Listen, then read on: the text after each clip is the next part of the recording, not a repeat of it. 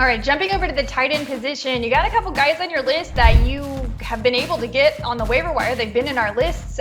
Jake Ferguson made the list this week, and I imagine this has a lot to do with the matchup. Yeah, and the Arizona Cardinals have been bad against tight ends for the most part over the last 4 or 5 years.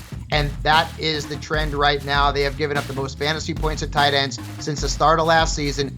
Jake Ferguson scored a touchdown last week, had 7 targets in week 1. The Cowboys are utilizing him. Get him into your lineup. And then Sam LaPorta. Hey, rookie tight ends typically don't make an impact. So that's not the case with LaPorta. He has been very good. He's running a lot of routes. He's playing the majority of the snaps.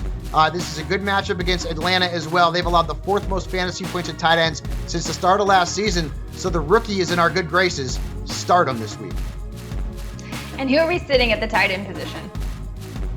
I so desperately want to get Chiggy with it, Jen, but I just can't. I mean, Chigakonko has not lived up to expectations. It's only 2 weeks, and I'm sure at some point he's going to pop, but I don't like the matchup. The Browns' defense is really good. Pat Freiermuth did next to nothing against them on Monday night, so Okonkwo is going to be on your bench and maybe soon on the waiver wire, and I'm also going to sit Luke Musgrave.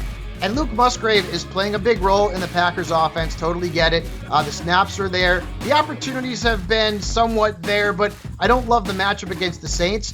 If you watch the game on Monday night against Carolina, their defense is for real, folks. Very difficult defense to score against. In fact, they have given up the fewest fantasy points at tight ends since last year. So Luke Musgrave should be on your bench.